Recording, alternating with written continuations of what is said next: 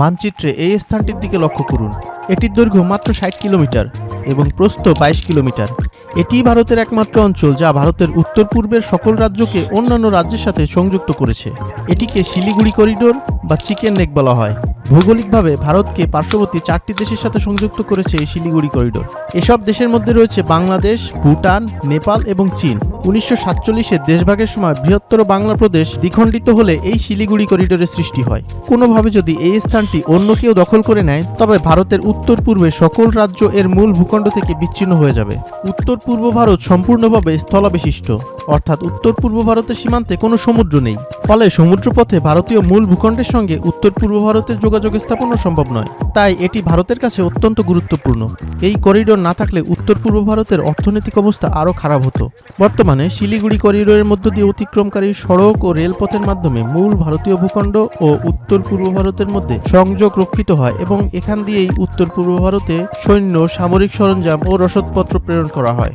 চীনের রাজনৈতিক অর্থনৈতিক উত্থানের ফলে ভারতের জন্য শিলিগুড়ি করিডোরের প্রতি নিরাপত্তা ঝুঁকির পরিমাণ উল্লেখযোগ্য মাত্রায় বৃদ্ধি পেয়েছে। চীন ও শিলিগুড়ি করিডোরের মধ্যবর্তী দূরত্ব এত কম যে চীনারা তাদের বর্তমান অবস্থান থেকেই করিডোরটির উপর গোলাবর্ষণ করতে পারে। যুদ্ধের ক্ষেত্রে চীনা সৈন্যদের শিলিগুড়ি করিডোর আক্রমণের জন্য মাত্র 130 কিলোমিটার দূরত্ব অতিক্রম করতে হবে এবং এরপর তারা সর্বাত্মক আক্রমণ চালিয়ে করিডোরটি দখল করে নিতে পারবে। আর এজন্যই ভারত এখানে নিরাপত্তা ব্যবস্থা জোরদার করে রেখেছে।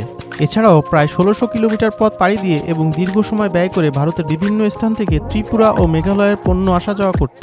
তবে সম্প্রতি বাংলাদেশের সাথে একটি চুক্তির মাধ্যমে বাংলাদেশের মংলা ও চট্টগ্রাম বন্দর ব্যবহার করে ভারতের উত্তর পূর্বাঞ্চলীয় রাজ্যগুলোর পণ্য পরিবহনের সময় ও খরচ বহুলাংশে কমে গেছে। পণ্যগুলো এখন অল্প সময়ে বাংলাদেশের চট্টগ্রাম বা মংলা বন্দর ব্যবহার করে ত্রিপুরা, আসাম ও মেঘালয় রাজ্যে পৌঁছে যাচ্ছে।